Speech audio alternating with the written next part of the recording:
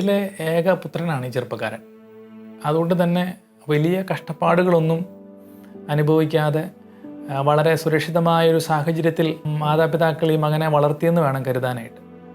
പക്ഷെ ഇപ്പോഴത്തെ ഒരു പ്രശ്നം, ഇവൻ ജോലി ചെയ്യാൻ പോയ സ്ഥലത്ത് അവിടെ ഒന്നും സ്ഥിരമായിട്ട് നിൽക്കാൻ കഴിയുന്നില്ല.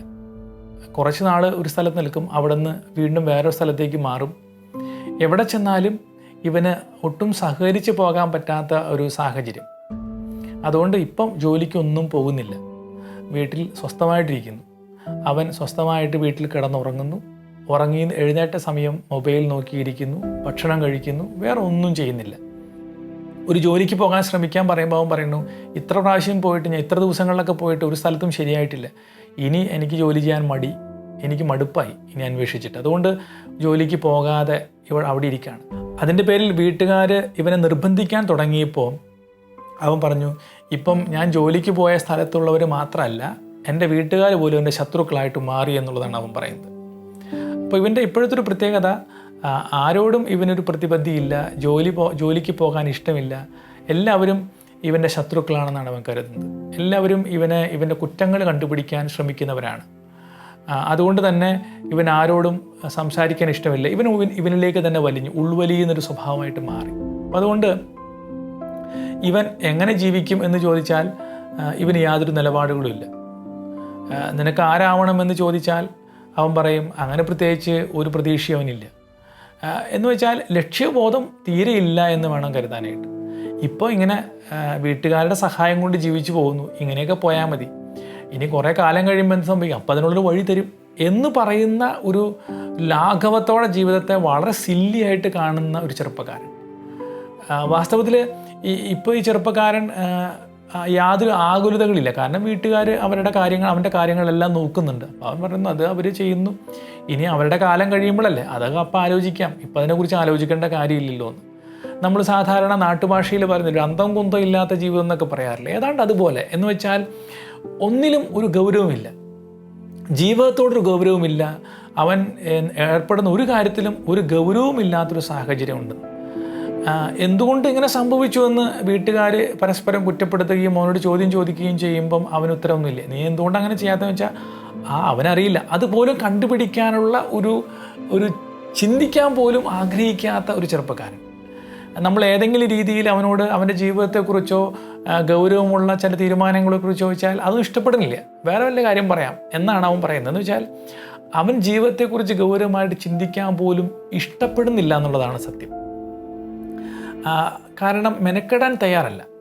ഏതെങ്കിലും രീതിയിൽ അതിനെക്കുറിച്ച് ചിന്തിക്കാൻ ശ്രമിക്കുമ്പം അതിനനുസരിച്ചൊരു മാറ്റങ്ങൾ നടത്തേണ്ടി വരില്ലേ. അപ്പം അതുകൊണ്ട് ജീവിതത്തിലെ ഗൗരവമുള്ള ഒരു നിലപാടുകളും എടുക്കാൻ ശ്രമിക്കാത്ത വളരെ സില്ലി മൈൻഡഡ് ആയിട്ട് പോകുന്ന ഒരു ചെറുപ്പക്കാരൻ്റെ അവസ്ഥയാണ്.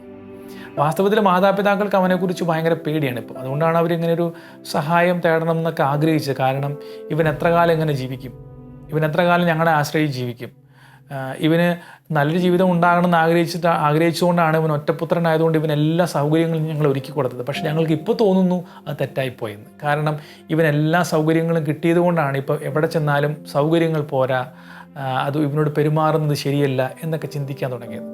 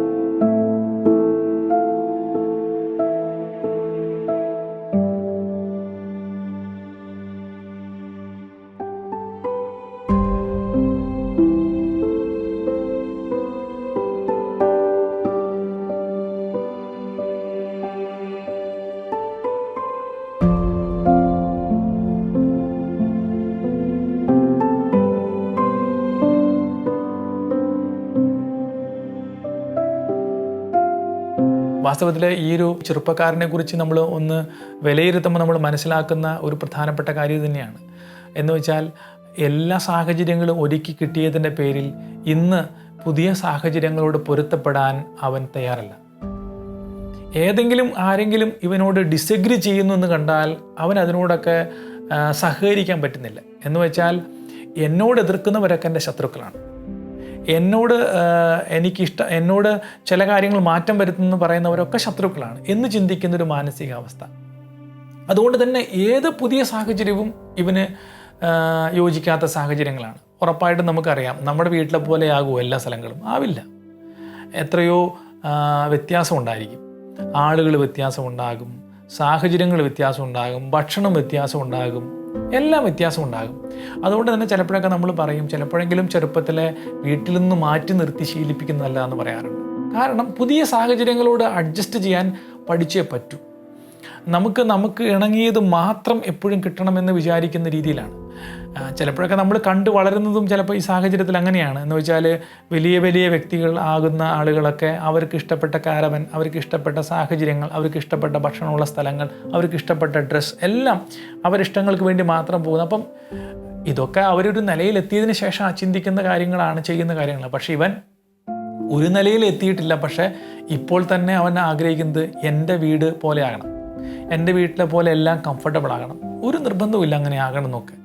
അങ്ങനെയുള്ളവർക്ക് സംഭവിക്കുന്ന ഏറ്റവും വലിയ അപകടമാണ് ഒരു സ്ഥലവും അവർക്ക് ഇഷ്ടപ്പെടില്ല. എല്ലാത്തിലും എന്തെങ്കിലുമൊക്കെ കുറവുകളും പ്രശ്നങ്ങളും കണ്ടെത്താൻ തുടങ്ങും. അപ്പം അതുകൊണ്ട് ഇവന് പറ്റിയ ഏറ്റവും വലിയ അപകടം, അവന് ഡിസഗ്രി ചെയ്യുന്നവരെ ഒക്കെ അവൻ ശത്രുക്കളായിട്ട് കാണാൻ തുടങ്ങി. അതുപോലെ തന്നെയാണ് ഒരു മടി. എന്ന് വെച്ചാൽ നമ്മൾ ചില സാഹചര്യങ്ങളെ സ്വന്തമാക്കാൻ ശ്രമിക്കുമ്പം ഒരു കഠിനമായ പരിശ്രമം ആവശ്യമില്ലേ? എന്ന് വെച്ചാൽ നമ്മൾ എല്ലാം പിറന്നു വീഴുമ്പം തന്നെ എല്ലാ കഴിവുകളോടും കൂടിയാണ് നമ്മൾ വീഴുന്നത്. അല്ല, നമുക്കെല്ലാം പഠിച്ചെടുക്കുന്നല്ലേ നമ്മൾ. തീർച്ചയായിട്ടും അങ്ങനെ പഠിച്ചെടുക്കാൻ കഴിയണമെങ്കിൽ നമുക്കൊരു കഠിനാധ്വാനം ചെയ്യാനുള്ള മനസ്സ് വേണം. വാസ്തവത്തിൽ ഇത്തരത്തിലുള്ള വ്യക്തികൾക്ക് സംഭവിക്കുന്ന ഒരു അപകടം എന്ന് പറയുന്നത് എല്ലാം അധ്വാനിക്കാതെ കിട്ടണം, മേലനങ്ങാതെ കാര്യങ്ങൾ നടക്കണം എന്നൊരു ചിന്തയാണുള്ളത്. അങ്ങനൊരു ശീലം കിട്ടിപ്പോയി. അപ്പം അതുകൊണ്ടാണ് ചിലപ്പോഴൊക്കെ നമ്മൾ മാതാപിതാക്കളോട് പറയാറുള്ളത്, ചെറുപ്പത്തിലെ മുതലേ മക്കളെ ചില കാര്യങ്ങൾ ചെയ്ത് പഠിപ്പിക്കണം എന്ന് പറയുന്നത്. എന്ന് വെച്ചാൽ വീട്ടിലെ ചില ജോലികൾ ചെയ്ത് പഠിപ്പിക്കണം, വീട്ടിലെ അത്യാവശ്യം സഹായിക്കാനുള്ള സാഹചര്യങ്ങൾ അത് സഹായിക്കാൻ നിർബന്ധപൂർവ്വം അവരോട് പറയണം. കാരണം അവർ സ്വയം കാര്യങ്ങൾ ചെയ്ത് പഠിക്കണം. എന്ന് വെച്ചാൽ എല്ലാം വളരെ, നമ്മൾ പറയില്ലേ, എല്ലാം സുരക്ഷിതമായ സാഹചര്യങ്ങളിൽ നമ്മൾ ഒരു വളർത്തി എന്ന് പറയുക, ആവശ്യത്തിനുള്ള ഭക്ഷണവും ചൂടും അവിടേക്ക് കൊണ്ടുകൊടുത്ത് എല്ലാം ചെയ്യുന്നതിന് പകരം അവർ ചിലപ്പോഴൊക്കെ ചില അൺസേർട്ടൺ ആയിട്ടുള്ള ചില സാഹചര്യങ്ങളിലൂടെ ജീവിച്ച് ശീലിക്കണം. ചിലപ്പോൾ ഭക്ഷണം കുറഞ്ഞു പോയ സാഹചര്യങ്ങൾ എങ്ങനെ അഡ്ജസ്റ്റ് ചെയ്യണം, ചിലപ്പോഴൊക്കെ പൈസ കുറഞ്ഞു പോയ സാഹചര്യം എങ്ങനെ അതിജീവിക്കണം, ചിലപ്പോഴെങ്കിലും പുറത്തു പോയാൽ മറ്റുള്ളവരോട് എങ്ങനെ സഹകരിക്കണം, അല്ലേ? ചിലപ്പോഴെങ്കിലും നമ്മൾ പറയാറുണ്ടല്ലോ, ഈ ന്യൂക്ലിയർ ഫാമിലിയിൽ വരുന്ന ഒരു അപകടം എന്ന് പറയുന്നത്, വലിയ ഫാമിലികളിലൊക്കെ എന്തുമാത്രം സാധനങ്ങളും എല്ലാം പങ്കുവെച്ച് കഴിക്കുന്നൊരു ശീലമുണ്ട്. പക്ഷേ ചെറിയ കുടുംബങ്ങളൊക്കെ ആകുമ്പോൾ ചിലപ്പോൾ ഉള്ളത് മുഴുവനും ഒരാൾക്ക് തന്നെയാണ്. അപ്പം അതുകൊണ്ട് തന്നെ അവനത് പങ്കുവയ്ക്കാനോ ഒരാൾക്കൊന്ന് പങ്കുവെച്ച് കൊടുക്കാനോ തയ്യാറാകാത്തൊരു സാഹചര്യമുണ്ട്. അപ്പം അതുകൊണ്ട് അത് അവൻ്റെ ജീവിതത്തെ പ്രതികൂലമായിട്ട് ബാധിച്ചു എന്നുള്ളത് വേണം കരുതാനായിട്ട്. കാരണം ഏതെങ്കിലും വിട്ടുവീഴ്ച ചെയ്യാനോ ആരെങ്കിലോടൊക്കെ ഒന്ന് സഹകരിക്കാനോ ശ്രമിക്കാൻ പറ്റുന്നില്ല. ചിലപ്പോഴങ്ങ് സൗഹൃദങ്ങളിൽ നമ്മൾ കൃത്യമായിട്ട് മനസ്സിലാക്കാറുണ്ട്, ചില കൂട്ടുകാരെ കൂടെ കൂടുമ്പം അവരുടെ കാര്യം മാത്രമാണ് ഏറ്റവും സുരക്ഷിതമാക്കുക. അതിനൊരു വിട്ടുവീഴ്ച അവർ തയ്യാറല്ല. ഏതെങ്കിലും ഇതിൽ ചെറിയ വിട്ടുവീഴ്ച ചെയ്യാൻ ശ്രമിച്ചാൽ തന്നെ അത് വലിയ നീരസമാണ്, വലിയ വഴക്കാണത്. അപ്പം അതുകൊണ്ട് ഒരു മടി ഉണ്ട്. എന്ന് വെച്ചാൽ ഒന്ന് ത്യാഗം ചെയ്യാൻ, ഒന്ന് മേലനങ്ങാൻ, ഒന്ന് കഷ്ടപ്പെടാൻ തയ്യാറാകാൻ കഴിയാതെ വരുമ്പം ഒരാൾക്കും ഒരു പുതിയ സാഹചര്യത്തിൽ ജീവിക്കാൻ പറ്റില്ല. എല്ലാം എനിക്ക് ഇങ്ങോട്ട് കൊണ്ടുവന്ന് തരട്ടെ എന്ന് വെച്ചാൽ ഒന്നും നടക്കില്ല. നമ്മളൊരു പുതിയ സാഹചര്യത്തിൽ പഠിക്കാനോ ജീവിക്കാനോ ശ്രമിക്കുമ്പോൾ എന്തോ ഒരു അലയണം, അല്ലേ? അലഞ്ഞ് നമ്മൾ അന്വേഷിച്ച് കണ്ടെത്തി, എന്ന് വെച്ചാൽ നമ്മുടെ ഉള്ളിൻ്റെ ഉള്ളിലൊരു തീയുണ്ട്. എന്ന് വെച്ചാൽ ഇത്രയും കഷ്ടപ്പെട്ടാലേ എവിടെയെങ്കിലുമൊക്കെ എത്തുമെന്നൊരു ചിന്തയുണ്ട്. വാസ്തവത്തിൽ അങ്ങനൊരു ചിന്ത അവനെ പഠിപ്പിക്കേണ്ട ആവശ്യമുണ്ട്. എന്ന് വെച്ചാൽ നീ ഇങ്ങനെ ഇരുന്നാൽ നിനക്ക് എല്ലാ സാഹചര്യങ്ങളും ഒരുക്കി തന്ന് നീ ശീലിച്ചാൽ ശരിയാവില്ല. നീ പുറത്തേക്ക് ഇറങ്ങി ചാടണം. എന്ന് വെച്ചാൽ പുറത്തേക്ക് ഇറങ്ങി നീ നിൻ്റെ ജീവിതത്തെ കണ്ടെത്താനുള്ള ശ്രമം നടത്തിയേ പറ്റൂ. അതുകൊണ്ട് ഇത്തരത്തിലുള്ള ചെറുപ്പക്കാരോട് ഞാൻ എപ്പോഴും ചോദിക്കാറുള്ളത്, നിങ്ങൾക്ക് ആരാവാനാണ് ആഗ്രഹം? നിങ്ങളുടെ റോൾ മോഡൽ ആരാ? നിങ്ങൾക്ക് എന്ത് ജീവിതത്തെക്കുറിച്ച് നിങ്ങൾ എന്ത് ചിന്തയാണ് നിങ്ങൾക്കുള്ളതെന്ന്. വാസ്തവത്തിൽ അങ്ങനെയുള്ളവർക്ക് ചിലപ്പം അവരൊന്നിനെക്കുറിച്ച് ആലോചിക്കുന്നില്ല എന്നുള്ളതാണ് ഏറ്റവും വലിയ അപകടം. അപ്പോൾ അതുകൊണ്ട് നേരത്തെ ഞാൻ പറയാം, ഒരു അന്തവും കുന്തവും ഇല്ല എന്ന് പറയുന്ന പോലെ. എന്ന് വെച്ചാൽ ജീവിതത്തെക്കുറിച്ചൊരു ആകുലത ആവശ്യമില്ലേ? ഈ സൈക്കോളജിയിൽ ലോഗോ തെറാപ്പി എന്ന് പറയുന്നൊരു തെറാപ്പി ഉണ്ട്. Search for meaning in life എന്ന് പറഞ്ഞ പുസ്തകത്തെ അടിസ്ഥാനപ്പെടുത്തി വിക്ടർ ഫ്രാങ്കിൾ എന്ന് പറയുന്ന ഒരു സൈക്കോളജിസ്റ്റിൻ്റെ പ്രസിദ്ധമായൊരു ഒരു തെറാപ്യൂട്ടിക് അപ്രോച്ചാണ്. അതിലെപ്പോഴും പറയുന്നൊരു കാര്യമാണ്. എന്ന് വെച്ചാൽ ജീവിതത്തിൽ ഒരു അർത്ഥം കണ്ടെത്തണമെന്നൊരു ആഗ്രഹം ഉള്ളിൽ ഉണ്ടാവേണ്ടത് ആവശ്യമുണ്ട് എപ്പോഴും നമുക്ക്. എന്ന് വെച്ചാൽ ഞാൻ ഇപ്പോഴത്തെ ഒരു സാഹചര്യത്തിൽ ഞാൻ ഒറ്റയ്ക്ക് പരിശ്രമിക്കണം, ഒറ്റയ്ക്ക് ജനിച്ചു, ഒറ്റയ്ക്ക് പരിശ്രമിച്ച് കീഴടക്കണമെന്നുള്ള ഉള്ളിലെ വലിയൊരു ആഗ്രഹം എല്ലാ വ്യക്തികൾക്കും ഉണ്ടാകുമ്പോഴേ ജീവിതത്തിൽ എന്തെങ്കിലും മാറ്റങ്ങൾ ഉണ്ടാകും. അല്ലെങ്കിൽ ഒരു പക്ഷേ ഇപ്പോഴത്തെ സാഹചര്യത്തിൽ തന്നെ ഒതുങ്ങിക്കൂടി ഒന്നുമില്ലാത്ത അവസ്ഥയിൽ ഒതുങ്ങിക്കൂടാനുള്ള സാധ്യതകൾ ഏറെയാണ്.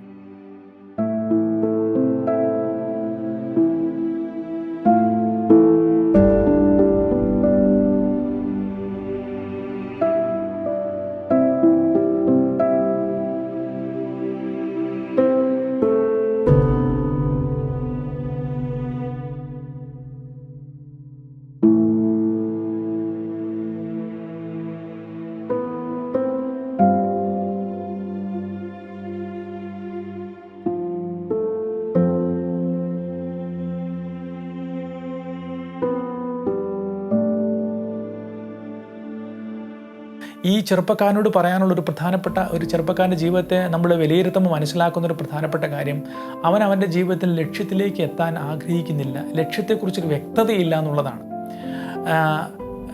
ഏത് ലക്ഷ്യത്തിലേക്കാണോ എത്താൻ നമ്മൾ ആഗ്രഹിക്കുന്നത് അതിനനുസരിച്ച് നമ്മളെ തന്നെ നമ്മൾ അഡ്ജസ്റ്റ് ചെയ്യിപ്പിക്കും, അല്ലേ? ഇപ്പോൾ നമ്മൾ സാധാരണ ഈ കളികളിലോ അല്ലെങ്കിൽ ഏതെങ്കിലും ഒരു ട്രെയിനിങ് പ്രോഗ്രാമുകളിലൊക്കെ പങ്കെടുക്കുമ്പോൾ കണ്ടിട്ടുണ്ട്, ഏതാണോ ലക്ഷ്യം അതിനനുസരിച്ച് സ്വയം ഡിസിപ്ലിൻ ചെയ്യുമ്പോൾ മാത്രമേ ഏവരും വിജയത്തിലെത്തിയിട്ടുള്ളൂ, അല്ലേ? ഒരു ഫുട്ബോൾ കളിക്കാരൻ കളിക്കളത്തിലിറങ്ങുമ്പോൾ അവനോട് കോച്ച് പറയാൻ സാധ്യതയുള്ള കാര്യം ഇതാണ്, കളി കാര്യമായിട്ടെടുത്തവന് നല്ല കളിക്കാരനായിട്ടുള്ളൂ, കളിയായിട്ടെടുത്താൽ ഉറപ്പായിട്ടും പുറത്തിരിക്കേണ്ടി വരും.